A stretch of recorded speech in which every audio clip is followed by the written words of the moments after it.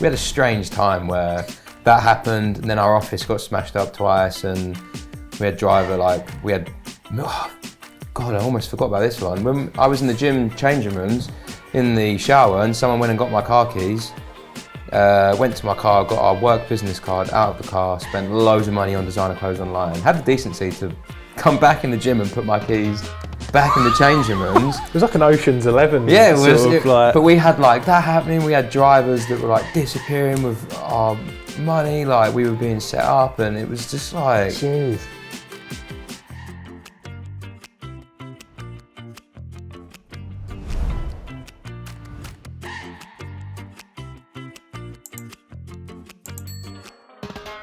Hi everybody and welcome to FEBE Founder Stories. My name's John Matthew Elliott and I've got Hercules and Owen in the house. How you boys doing? Very well, yeah. Hercules, I've got to say, you've got a great name. Thank you. I love it. I wish I was Hercules. I couldn't quite carry off a Hercules, but it doesn't matter. I didn't quite as embrace it as a 10-year-old kid on the school playground, but we've got there. Anyway, you boys are insanely good looking. I feel like we've just come off a London fashion show, and I mean, you look amazing as well. Thank you. So anyway, we're not here to tell you, how good you boys look today. We'll talk about your business, which is GoGetters, which I just think is absolutely brilliant in terms of what you've achieved. Thank you. Here. You know, you started off and it was you get a call on your mobiles and it'd be like, right, can you come and collect something and deliver it off? Yeah. Working every hour under the sun, doing everything to build this business, going through so much to get it where it is now. Hell on earth, yeah. And where it is now is a multi-million turnover business focused on takeaways, restaurants, delivering takeouts, right? Yeah. Correct. Independent only. Independent only. Yes. So that's a really cool That's key the thing for key, you, isn't yeah. it? That's the key, and we'll get onto that. So, give us some context. Give us the story. How did you boys get together? I mean, you look like you're great mates. So I'm guessing you knew each other before you started this business, right? Funnily enough, we didn't. You didn't? We did. We knew each other. We were in the same circles and stuff like that. But yeah, we had this concept early on. We started training together in the gym, and I kind of brought forward the idea of it would be cool just to run around and deliver stuff, and then we could charge a small fee and make a bit of extra money. And that was how it originally started. And when we started to see, we put it out there and we had a great response. And when you say you put it out there, what do you mean? You started telling people? Facebook. Yeah, so straight away you hit it hard in terms of getting the name out. This is what you did. Yeah, and then I guess within a month we were quitting our jobs and we were just straight into it. We hit the ground running. It's a funny one with the quitting the job because we quit our jobs. I mean, we'll go into it a bit more deeper later on, but we thought we were getting investment. And we did. Quit our jobs thinking, right, cool, we've got stable income, and then that fell through, which was obviously pretty tricky. And that was our putting it mildly. Putting it mildly, yeah. I mean, that was the first like reality check of what we had stepped into. Yeah. We had basically so completely unexpected. Yeah. So at that point, the business model was we had the phone. You'd text the phone. We'd text you back, and then we would call the restaurants. There was no printers, no systems. Everything was manual, and we would just be darting around in our cars, sending the messages to each other, telling customers their order updates, doing all this stuff manually. We'd go till 3 a.m. One of us would do the 12 till 3. And then I'd post the phone through Owen's letterbox, or he'd post it through mine. The next person would start at 7 a.m. and we'd both be on the road all day. But we thought, because we were getting loads of orders in, but we were so focused on just being out on the road serving the customers that you're expecting everything else just to fall in place. So we were like, people want to give us money, great, let's quit our jobs and go for it. And the reality slap was, it's not as easy as that. And that's when things started taking a turn and getting harder for us, I think. And really? We got tested in a lot of ways. The due diligence of that specific investor came back with some negative news on where their funds had come from. So we obviously had to cut that loose and not take the money, but we had already cut the bridges with our previous employers. So by this point, you were invested. We were invested. I mean, there was no plan B really, because it was all now plan A. Which isn't a bad thing. No.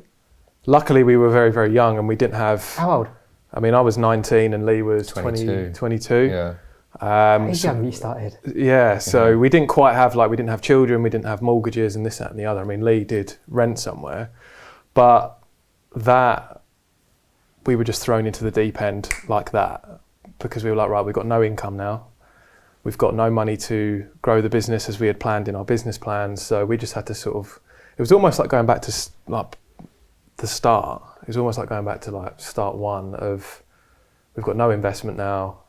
What do we do? We've got to work harder than ever to make more money, to at least try and keep our heads above. Exactly. Yeah, it was more the cash flow, to be honest, because like you're having drivers go out there, and also you employ people by this point. At that point, it was still us two. But when we first was like, okay, we're busy enough that we probably could do with a hand now. Okay. You got to pay these people, but you need money to pay them because we're going out, and at this point, most of it's cash. We've got like PayPal card machines and stuff like that, and it was very, it was messy. It was messy. It was as organised as it could be with the knowledge that we had, and we were hitting obstacles. For example, you know, you'd send we've had drivers take one of the work cards out of the office, and they're going around London withdrawing all of our cash out of a cash machine. Our office was robbed multiple times. We've had drivers just not drop the float off for the night for the sake of the £70 cash that they had on them. So we were just like kept getting cash flow knocked, and we needed that stable cash flow to go, right, this is what we've got, this is the wages out for the month, and this is what we need to bring in. Yeah. But we didn't have the time for that because at 2 a.m, the alarm's going off, and round we were going to pick up a takeaway for someone or do a bit of shopping. So you were pretty much on call constantly. Yeah. No, it, like never ended.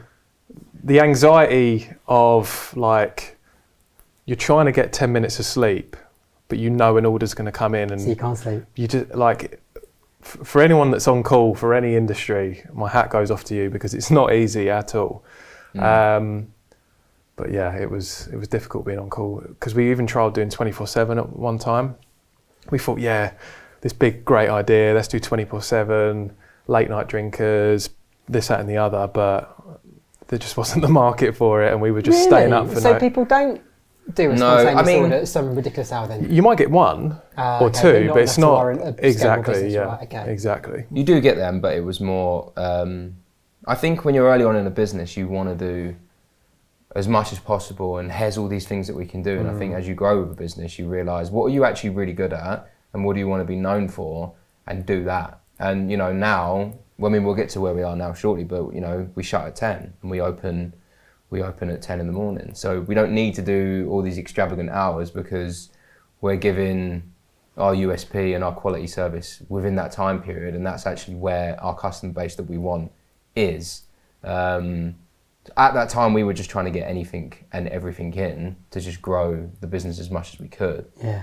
You know, when we first started talking to you, I remember Charlotte, who's my wife and business partner, she was like well excited because she'd seen GoGetters on social. Yes. She'd seen the GoGetters on one of your vehicles. I think it was in Bedford. She'd seen it. Bedford, yeah. And it's like when you say what we want to be known for. Like it was great because by that point with Charlotte, she knew who you are. Yeah. She'd heard about your story. She just liked hearing about what you guys were doing. So it must be cool when you get to that point, right? We won't leave that part of the story yet because I think it sounds like it was a time of a lot of learning. I mean, that was 1%. One way to put it mildly. You are right though. I have reality checks now, and I had one in the office yesterday where I'm seeing like people over here are planning something and these guys are talking here, and I turned and I just laughed, and then I said to one of my other guys, I was like, I remember when this was literally me and Owen in his mum's conservatory. Like it was so weird yesterday to see so much going on. Yeah. But to see the activity, people working together, coming up with ideas, making just like happen. These branding ideas going out, and like how many people were involved, and it's like, geez, like reality check. Yeah, like how did that happen? But how many people you got?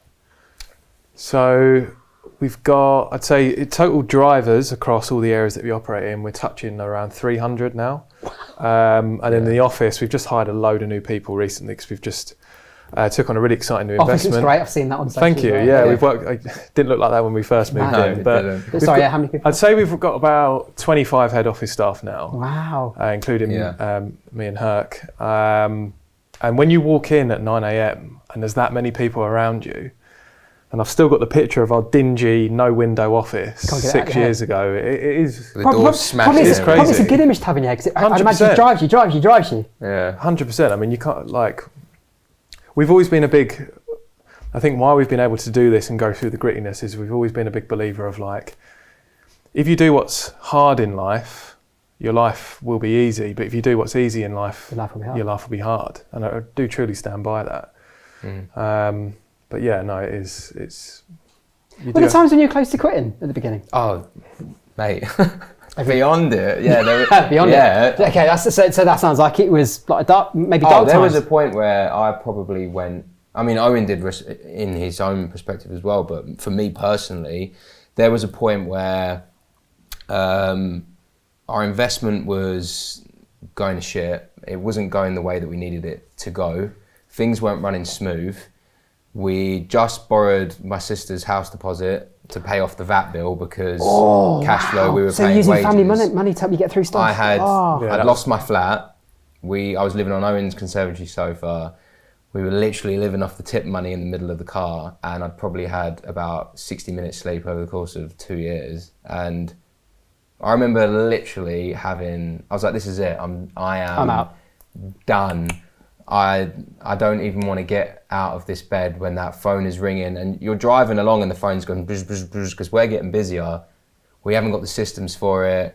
And everyone it's funny because everyone on the outside is looking at you going, wow, you guys are smashing it. Oh, I'm so jealous of you. And like, oh, you must be so proud. And you're thinking you don't know half of it. No. And it got to the point where I remember just breaking down. I'd just be like crying. I'd just be stressed. I lost relationships to the point where really? I was so for you, the entrepreneurial journey was becoming detrimental to your life. It was becoming a source of angst. Yeah, but now I look back and it was the best thing that ever happened to me because now I've learned, like having to be able to just have a breather and then coming back and learning like life skills like emotional resilience, how to control your emotions and how to actually go. That felt like the worst thing that could ever happen to me, but got through it. Much worse things have happened in the last 4 years since then. So you get to the point where I'm like, oh, this is a breeze now because I've done that. And we were on the phone a few weeks back, and you said something to me along the lines of, like now you're at the point of when you've been through a challenge, you get through it, you're like, right, bring the next one. Yeah, I mean, 100%. Yeah, because it makes you better business people.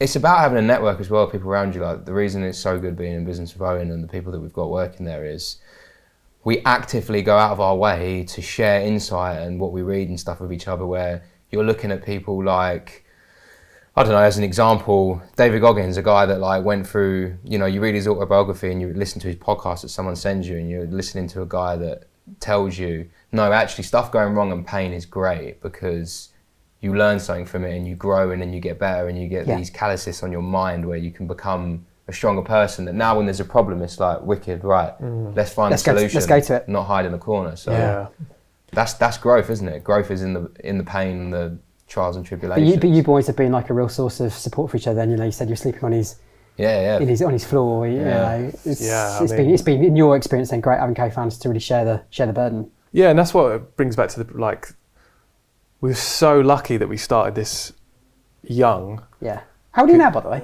So I'm 25. 28. Wow, young lads. Well, you are, aren't you? You're still in your 20s, running and scaling a multi-million turnover business. I mean, that's like, go on, give yourself a pat on the back, boys. Thank you. No. Like when we started GoGetters, I was quite an anxious, like behind the scenes person. So I wouldn't do any of the sales. I would just be like the admin person or doing like the marketing and stuff like that. So I couldn't talk to anyone. That's sort of just how I was. And when sort of Lee took a bit of a break, it then put me in a position of, well, I have to do sales, otherwise the business is gonna flop. It's gonna die. So I was really, that was a super silver lining, because by Lee taking a bit of a step back temporarily, it pushed me into a uncomfortable zone of calling up new restaurants to try to sign them up and learning how to mess up on the phone. Yeah. Whereas now, like, there isn't a restaurant that I can't sign up. Yeah? There just isn't. It's uncanny how Really? good Owen is at sales at this There just point. isn't. You're the boy. You can make it happen. Over the past year alone, like, I've signed up more restaurants in the nicest way possible than any of the three major players in this market, I reckon, on my own. Like, come on, key let's learn some. There's going to be some lovely nuggets here then, because for all successful entrepreneurs, it's the ability to master the art of the hustle, right? Yeah. What is it that you learned that made you able to do that? Are there any lovely little little nuggets we can take from this? I don't know. I'd say it's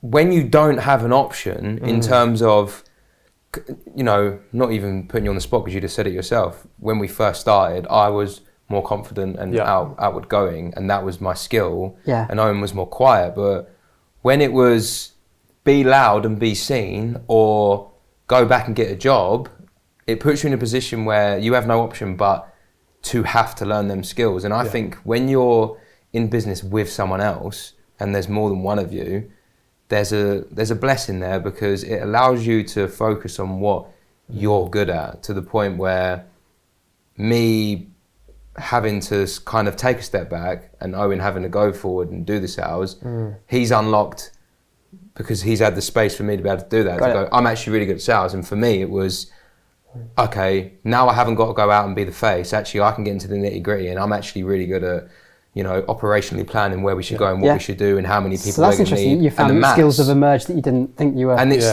growing up, that's not what people would see me for. I'd be the outward going guy who is, no problem. I'd walk in on a stage and do whatever. But now it's realizing I'm really good at numbers and planning things more, that by there being two people, you have the space and the ability to be able to figure out actually what suits you best and where are your skills sort of best served. Yeah. Okay, so let's look at the business where it is now then. So let's get excited big time in terms of what's happening here. So how many locations you're in? What has caused this business to now hit the tipping point at where it is? And we'll get into the future in a minute, because that must be off the charts in terms of where you can take this. But what is the business looking like at the minute then? We've spoken about the number of people you've got, but how many towns are you in? How many cities are you in? What's happening here? So we started obviously in Harlow. That's where we originally started. We've expanded so we're in 13 sort of major areas at the moment. So when I say area, I would class, for example, Bedford as an area. Okay. But there's actually maybe 4 or 5 either villages or sub areas around that. So in total, we're probably in about 40 towns. Right. Okay. Do you get what I'm trying to say? Yeah, I get it. We call them communities. So with 13 major communities that could be made up of 40 surrounding areas. Yeah. And some of these large independents, I mean, they're big businesses, aren't they? They're turning over a lot of money. We're talking significant business here that you're serving. Yeah, well, I mean, back to the sort of the nugget question that you just asked, because it brings it onto the point you just mentioned of, it's really easy to sign a big contract and take a step back and think, lovely. And then before you know it, there's always someone else that wants to step into your shoes and take what's yours. Okay. And we've signed up, like, one major independent we've signed up that can generate upwards of sort of 500,000, 750,000, £1 million a year, just from an independent restaurant doing fried chicken or something like that. Maybe we should all open fried chicken restaurants, I don't know. But it's really easy to sign a big contract like that, look at the sales chart go flying, and then get complacent. But what we've been really good at is not doing that. You have to burn, I mean, there's great quotes out there, but if you burn the boats and have no other option but to just keep moving forward, keep looking for the next great restaurant to sign up, and look after your foundations and look after the great partners that you've signed up. Because it's easy to sign someone up and then you don't do the catch-up calls, you don't nurture that client, and then they just get taken by another supplier. So when you sign them up, they get the serious love. Our business 100%. Our business and that's what's making you stand out. That's the differentiator. Exactly. That's why we're here standing. And I've got an John song in my hand now. I love that in my head. What's that? I'm still standing. Yeah, no, but that's why we are. Right track. Yeah, it's why we should have all sung at the same time. When you look at our industry and look at who we're up against, and you look at our banks and their banks and the amount of people we've got and the amount of people they've got, and we're going in, we're taking these big restaurants and they're coming to us. And there's reasons for that, is because we don't just say support local and we love independence. All our drivers are local people in that community. Our call centre is a stone's throw away from my desk, where I'm hearing and seeing every live chat that comes in. Anything that's a problem for them guys, me and Owen pick up the phone to this day still now. I probably talk to 5-10 customers a day. If you order a takeaway and your chips are missing, and it's you've got to go through this automatic thing with delivery and blah blah blah. It's pretty frustrating when they miss out. Actually, looking forward to your takeaway. 100%. It's really frustrating. It happened to me quite recently. Yeah. Really, all you want is the chips though. Whereas our model is, we're out here and we're big enough to compete in this industry, but we're sort of at the size where we can still, and we are making sure that we always have that level of care. If a partner has a problem with their menu, any issue, they pick up the phone and someone answers in 30 seconds. If there's a refund or a customer querying something on a menu, we're not just going to take the money off them. We're going to speak to them, get their side of the story. Our whole ethos is making sure that we're supporting an independent local economy, and that's our customers and the restaurant. And just by having the manpower to mediate it from that actual area and with local people, it works and it works beautifully, and it has allowed us for people to go, their money is where their mouth is. Yeah. The hashtag that they keep posting, these guys really do and they really care about. We have come from like super, I say humble beginnings. Like we sort of didn't have anything when we were younger and stuff like that. So being able to be in the position we're in now, we just have to protect the business. Growing up wasn't easy. Yeah, 100%. I mean, being able to be in the position we're in now, we just have to protect what we've created and what our plans are. So whether that's a review that needs to be dealt with, or looking after a relationship with a driver or one of our partners, it's at the utmost of importance to us. We just don't.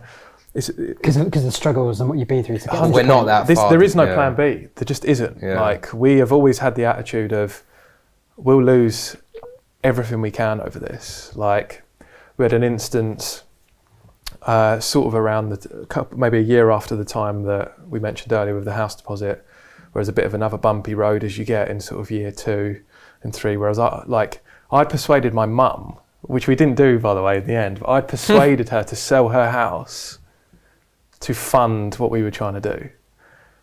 And she was like, everyone was behind what we were trying to do. And like, I had managed to get myself a flat at the time. I was going to pull all the money out of that to then pump into this. Like, we were prepared. Give everything. Everything. We gave all of our time. We were prepared to give all of our money, all of our resource. Before we started, GoGetters, I was working in Wetherspoons, and the amount I earned wasn't even enough for what my rent was, and my overdraft just kept going up and up and up and up and up. And you're in your early 20s still trying to go out and have fun and all the rest of it. And it's like, I don't want to go back there. And you have to remind yourself of that. You don't want to go back. That's even like to the point now where I make an effort to like, I just sold my car recently. I'm like walking to work and trying to like still be like in the grit of it. It's really cold at the minute, like walk to work. Do things that you don't want to do to remind you of making sure that you don't want to go back to that. And also just a reminder that it's not that comfy now. We're at a point where people go, you should be so proud. Yep, correct, but we're not no way near where we want to be or done yet. We really need to get to there. And I think a perfect quote is like, good is the enemy of great. And it's like that 50 grand a year job is so good. So why bother trying to build a multi-million-pound business? And you know, your friends telling you that you don't need to change your bad habits is comforting enough that you don't need to face the man in the mirror. It's like, you need to remember that if you want to be great and go that next step, you have to stay uncomfortable and on top of things. So yeah. You know, you said the word proud there. Yeah. Be careful to use the word, but you know, your family must be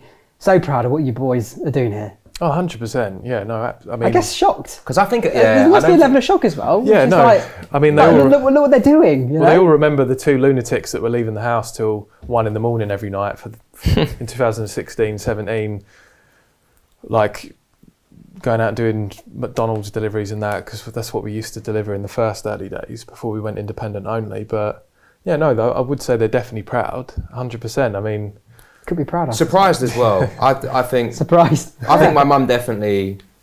We've spoke about it anyway. So even she says now, like, I can't believe it.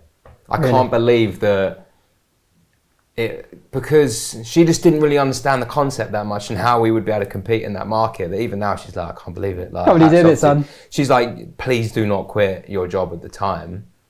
Whereas now it's like, what can we do to help you get to the next level? Yeah. Yeah, like they're so invested in it now, and it's really cool. Like my brother, being able to do things like my brother come back from traveling and he worked for us for a period of time, and you know, a lot of our family members have been involved, and like to me that's really cool that we were like, we're going to do this idea and check out what happens. And now it's like other people were paying their bills from it as well that are close to you. It's like you just manifest that from nothing. Yeah. So some people have left, but we've hired. So Lee's brother worked with us for a year. My mum, I even gave a job. My younger brother, my cousin Lewis, who's one of our best sales man. He's still with us today. So being able to give family jobs and allow them to be involved in growing the business was one of the greatest things that we've been able to do. Really, that was definitely a proud moment. Yeah. So the business is getting established now, right? It's starting to, you know, you're in the real growth stage, scale up stage with a capital S. Getting more sophisticated. Like, have you taken on investment?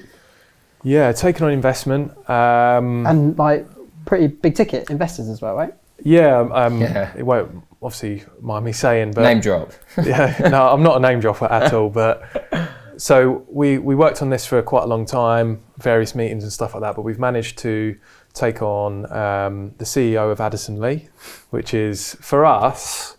When you ask the question of when you were in your van with your phone, like that is one thing that I'm like, wow, this huge inspiring business that's in a similar space, logistics. I mean, they deliver people and we deliver food, but that was one where I was like, that's unbelievable. And he's on our board of directors as well. Wow. So we've actually got a board meeting next week. Have you? And he'll be attending. You look forward to them?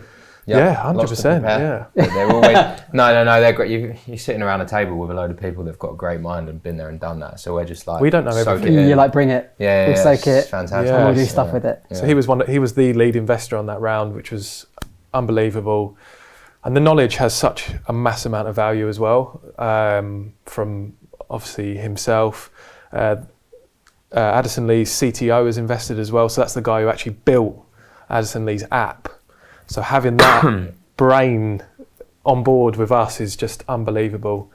So yeah, that was a big change for the business. And then we also took on, me and Lee in the early days obviously thought we knew everything, but you fastly learn that you don't as sort of things progress. So we took on April of this year a CEO. So myself and Lee sort of stepped down as joint CEO. You got a boss now. Yeah, sort of. Yeah. So we have. Yeah. And it's like the best thing that could have happened. Yeah.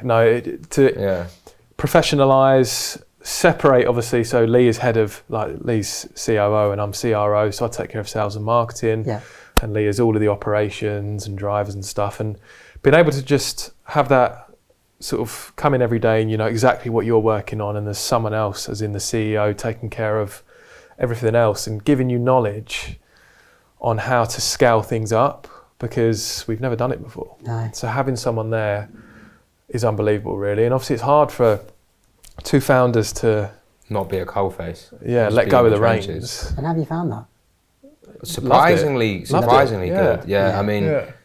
Simon, his name is. So someone that's had like huge experience in the city and like in loads of ventures. Having like their knowledge and skill set is like, it's like having a sensei in the office now, where it's like it's someone to go to, because when you're like, it's your business and you're the founder, people expect you to have all the answers, and when you don't, there's been a lot of learning as you go. But sometimes you can just produce something and go, what do you think about this? Actually, it'd probably be a little bit better like this. Have you thought about doing it like that? And I mean, one thing we've learned is so many abbreviations, because he knows every KPI under the sun, stuff that we didn't even think we needed to be tracking. And now it's, that's what we needed. To go to that next level, we needed to industrialize the business, professionalize, get our processes in terms of, inbound messages from customers, everything like that, CRM's the lot, to the point where they're ready to scale up for what our plans are next year. You know, we want to go out, we want to do a much larger institutional raise. We want to get a much bigger sort of wallet for this business to go. What we've done here is fantastic. Is that so that you can just span out even more to much bigger areas? Yeah, more areas. We've got the blueprint. Exactly. every area that we operate in, You're killing it. I'm not just saying it, but through the things we mentioned earlier, like the element of care, like we truly dominate every single area that we're in over the other apps. So we've got that strong blueprint now, and it just takes capital to roll that out to another town, another town, another town. Before you know it, we've grown the business to X amount of turnover. So that is definitely the plan. We know how to do it. It just takes funding to do that, really. Yeah. Tell me about the future. Like, where do you see this business going to go now? How big could this be? Huge. Massive. Huge. Yeah. 100%. Yeah. I mean, sky's the limit, really, in terms of where this goes. We've got some amazing backers now, which is unbelievable. And patient? Like, are they happy for you to like keep on going and going and going and going and build and build and build? Yeah, I mean that's because sometimes investors can create pressure to all of a sudden turn it around quick and what have you. I mean, we've set out a clear business plan. I mean, it is the most detailed business plan you will ever see. Excitement. Spreadsheets, tabs, the lot. So we know what our plan is already, and we know how long it's going to take. Yeah, we're aligned as a team. Yeah, we're aligned as a team, but I think what's changed now is we have like this amazing team of people that we can trust to properly do their jobs with the same level of care that we have, that now doesn't feel like, it's us two against the world. It's like, it's go-getters against what it wants to achieve. That says everything you need to know, innit? It does, and I think the future is, because when we were in our hometown Harlow, and it was, things are working in Harlow. Should we dip our foot out of that? And I remember it just being terrifying. And when we actually did that and went into areas, because when we started, there was no other app in our area. And now we've gone into areas where every other app and every other platform is there, but we've come in and gone, how you doing? Knocking on the door. Here's our niche, by the way. We're going to really support the local guys. And we've wiped the floor with the industry. It gives us confidence that why can we not do this everywhere in this country? And there's no reason that we can't. So hence, professionalize, get stuff ready, get scale ready, get the money in, and off we go. And Go-Getters will be everywhere. It will be the number one independent food delivery app in this country. End of. There is no other option. I love it. That's where we're going. What you've done at such a young age. I mean, let's not forget it. It's hard. I went really high then, didn't I? It's hard. It's really hard. Like starting a business at any age, but especially when you're like super young, because sometimes you haven't got the experience and that experience in itself can help you get to to achieve certain things. But what kind of are some of the things that you've really learned, that if there's anybody else out there struggling right now, or maybe they're not struggling, they're on they're on the part of the business now where it's like super fast growth like you, but what are some of the great bits of wisdom you could give people? I'm gonna just try and go off the whim here, but is just dive in, because the skills that I have now, to me, every opportunity not taken is an opportunity missed. Yeah. And there's no failures. There's just lessons to be learned and ways to do things better. And I did not have the knowledge or skill set that I had now. I haven't gone to university. I haven't done anything like that to learn them. It's what has made me where I am in my career is all the bad stuff and the problems that we've had to overcome. And people need to learn to embrace them. When your back's up against the wall and you feel like you can't do it anymore, you want to give up, that's actually the time where things really start to happen if you just keep going, because that's where most people will drop off. And it's not about how good are you at data analyzing or how good are you at marketing. We didn't have any of these skills before. Being a founder or running a business, you learn a little piece of all of them, but the thing that has made us the best that we can be now is learning how to deal with problems in real time and become resilient to the things that life and business throws you at the same time, and learning how to get past them with a level head and not letting things consume you and overtake your mind, and just knowing that if you just keep putting a step forward, you'll eventually get there. You can't be 100% better in a week. People think that they can just flip and go, I need to be Steve Jobs. But if you can get 1% better every day for a year, you're now Cumulatively, that's massive. now 3 times the CEO entrepreneur, and people just need to learn to take small steps, and eventually, you know, you'll look back and go, wow, I can't believe I was in that hole. I'm so much further out of it now. And you just, like, the scars and stuff that you learn from going through them types of problems are what make you be able to just have a bit of, I don't know, they just set you up to, you get better at problems every single time that they happen again. And that's, you know, it's not about, you're not defined by how good you do things, you're defined by how well you handle the issues that you're presented, I believe. Yeah. And what about you, eh? I think the biggest thing that me and Lee have done so well is, you see a lot of times people start a business and they start seeing money come in and they start letting that go to their head very, very quickly, in terms of their ego goes through the roof. Yeah. The designer comes out, or they spend all their money on a nice car or whatever. And what happens is, as a customer or a consumer, if you see a business owner flashing things all the time, it makes me think it anyway. I don't want to use that business anymore. I want to use someone that's more humble and stuff like that. And I've seen it time and time again where people got like a big Rolex and stuff like that, which there's nothing wrong with that. But when you're trying to scale a business or grow a business, I think you've really got to be grounded and someone that people can relate to and things like that. That's something we stay true to, and things like that is, I mean, we don't care about that stuff anyway, but We've had reality checks with that for sure, though. Yeah. Yeah, I mean, I have owned a nice watch before, and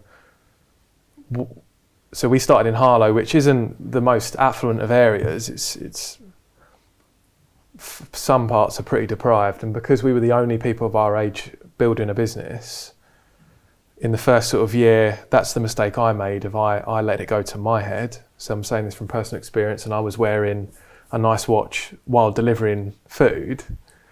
And within 3 weeks, I turned up to a delivery, 8 o'clock at night in a dark sort of area, and had a shotgun put to me and the watch robbed off me.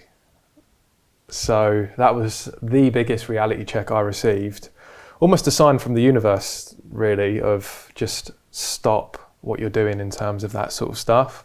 And from that day onwards, I've just cut out. It's a pretty horrific experience. No, it was. I mean, I was 19.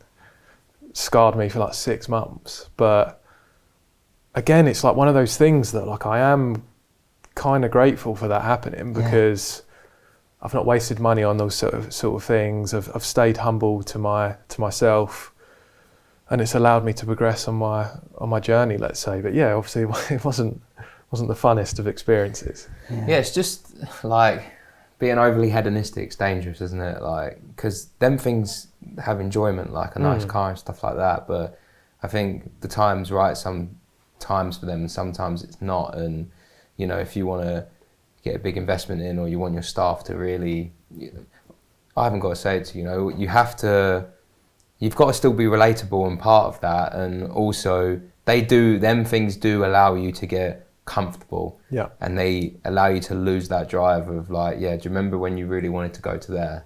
You're starting to slow down the pace now, because you're getting all these things around you that are making you feel like you're the man, and you have to remind yourself that you're not.